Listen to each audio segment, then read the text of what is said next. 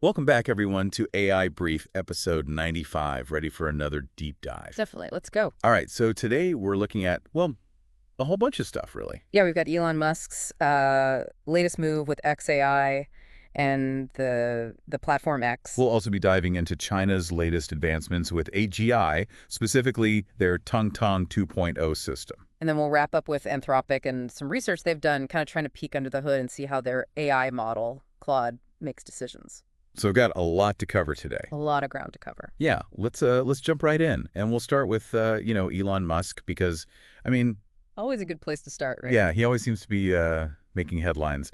So xAI, his AI company, just acquired the social media platform X. You might know it better as its former name, Twitter. Right, Twitter. And this was an all-stock deal, valued at, get this, $33 billion, just for X itself. Wow, 33 billion. That's a lot of money. It is. And you know what's even more interesting? The deal actually puts xAI's valuation at a whopping $80 billion.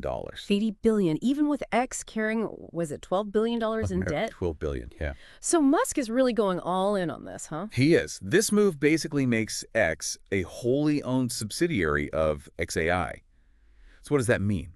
He's looking to basically integrate advanced AI directly into the platform. So that means we could be seeing things like, I don't know, way smarter content recommendations. Exactly.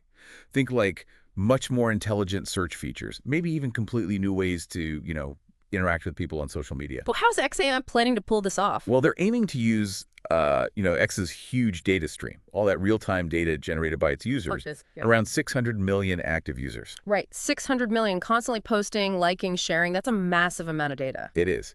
And for xAI, this is a gold mine.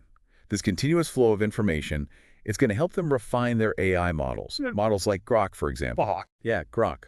It's one of their AI models. And with all this data, they can make it more responsive, more context-aware, more in tune with how people actually use the platform. So this is kind of a huge deal then. It is. It's a major power play by Musk.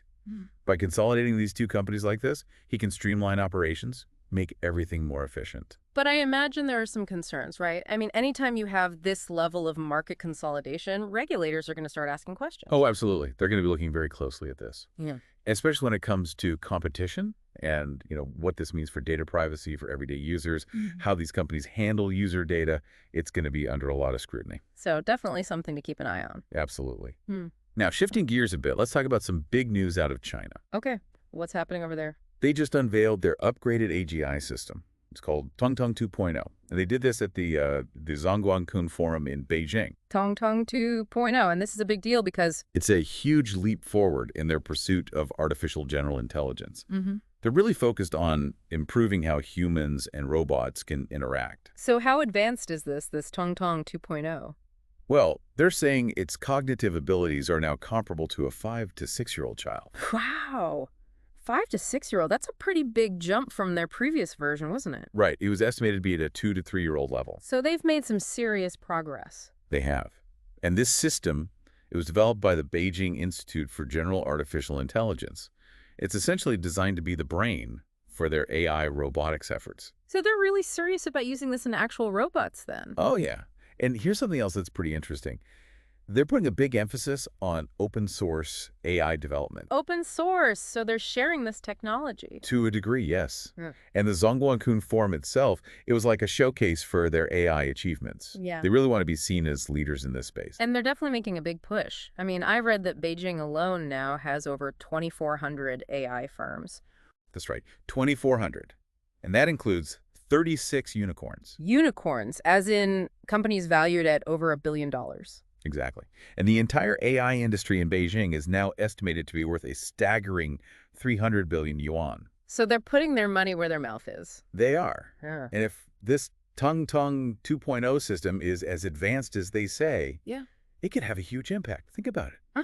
Robots that can interact with humans in a more natural, more intuitive way. That would change a lot of things. It would. We could see smarter, more helpful robots in our cities and elder care facilities.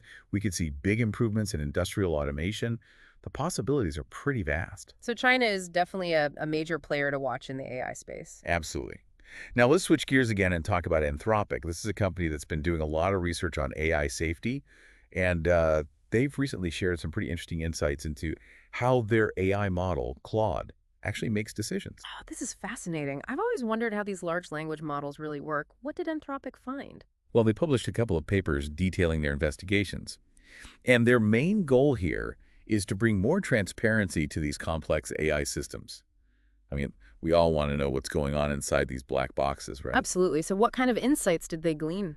One of the most interesting findings is that Claude seems to operate in what they call a conceptual space. Conceptual space. What does that mean? It means that Claude doesn't seem to be tied to any specific human language. It's like it's working with ideas and concepts in a more fundamental way, almost like a universal language of thought. That's pretty wild. So it's not just translating languages, it's actually processing information on a deeper level. It seems that way. And their research also indicates that Claude can plan its responses in advance. So it's not just reacting to prompts in real time. Not entirely. They found evidence that it can actually pre-select things like rhyming words before it even starts writing a poem. So it's thinking ahead, in a way. Yeah, which is pretty amazing when you think about it. That's incredible. So does this mean we finally understand how these AI models work? Well, not quite. The researchers themselves acknowledge that this is just the beginning. Their findings are still limited by the relatively short prompts they used in their experiments and the fact that it takes a lot of human effort to analyze Claude's internal processes. We're really just scratching the surface here. So there's still a lot we don't know. A lot. But this is a crucial first step. If we want to build trust in AI, we need to understand how it makes decisions. Absolutely. We can't just blindly trust these systems. We need to know how they tick. Exactly. And Anthropic's research is a big step in that direction. Now, moving on to some other interesting developments, we've got Figure AI, a company that's been working on humanoid robots. Oh, yeah. I've seen some of their stuff. Pretty impressive. Right. They recently released a video showing their Figure O2 robots moving with, like, incredible fluidity. The ones with the really smooth heel strikes and how their arms move. Very human-like. Exactly.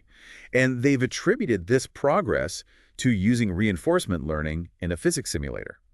This has really accelerated the robot's ability to adapt to real-world environments. It's amazing how fast this technology is moving. It is. And speaking of moving fast, there's a growing push from U.S. robotics companies for a national robotics strategy. Oh, I read something about that. Companies like Tesla, Boston Dynamics, Agility Robotics, they're all on board, right? Yeah, they all went to Capitol Hill to advocate for this strategy.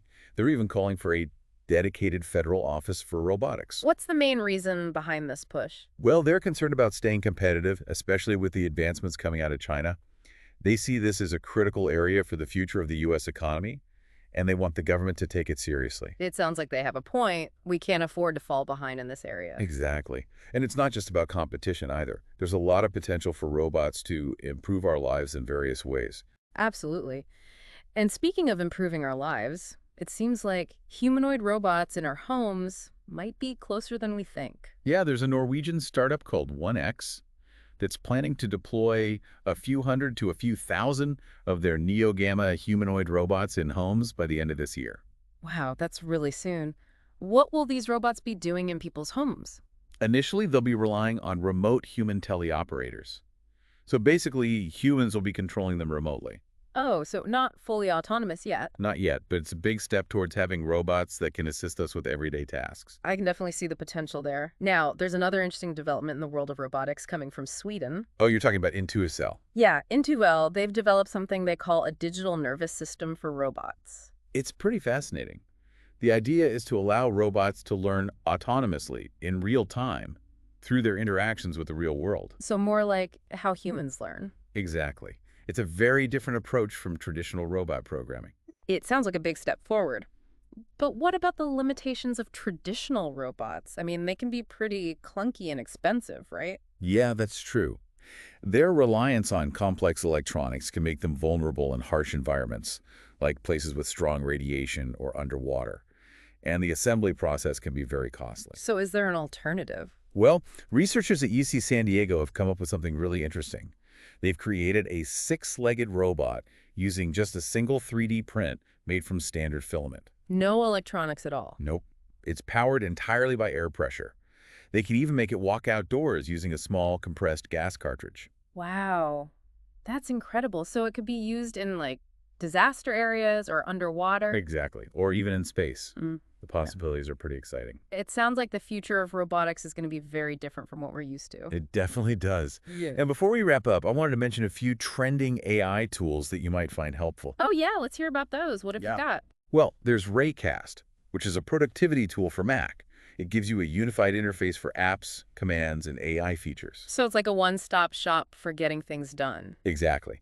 And for content creators, there's Capture. It helps with content provenance, copyright protection, and even monetization using technologies like C2PA and blockchain. Sounds pretty useful in this age of digital content. Definitely. And for those who need help with task management, there's AnyWoodoo.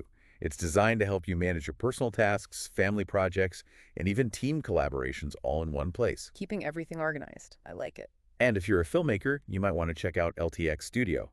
It's an AI-driven platform that aims to streamline filmmaking workflows. So it can help with things like editing and special effects. Yeah, things like that. And for anyone who wants to improve their writing, there's WordTune. It offers a range of AI-powered alternatives to help you refine your text. Oh, that could be really helpful. It is. And then there's Finder, which is an AI-powered search assistant for teams. It helps you locate information across different workplace applications. So no more wasting time searching through endless files and folders. Exactly. And finally, there's Be Done, which is another application focused on boosting overall productivity. So there you have it. A whole bunch of AI tools to help you work smarter, not harder. Exactly. Wow, we covered a lot of ground today. He did. From Elon Musk's latest move to China's AI advancements, and even a glimpse into how AI is making decisions. It's amazing to see how quickly this field is evolving. It really is. And it makes you wonder what the future holds. It does. What aspects of this whole AI and social media integration do you find most interesting? How do you think these AGI advancements will change our everyday lives? And what about this push for more transparent AI? What are the implications of that? These are all really big questions. They are, and we encourage all of you listening to explore these topics further, do your own research, form your own opinions. Because AI is here to stay. And it's going to have a profound impact on all of our lives. That's right. So stay informed, stay engaged, and most importantly, stay curious. And if you enjoyed this deep dive, be sure to follow AI Brief and share it with anyone who's interested in the ever-evolving world of artificial intelligence. We'll be back soon with another episode. Until then, take care. See you next time.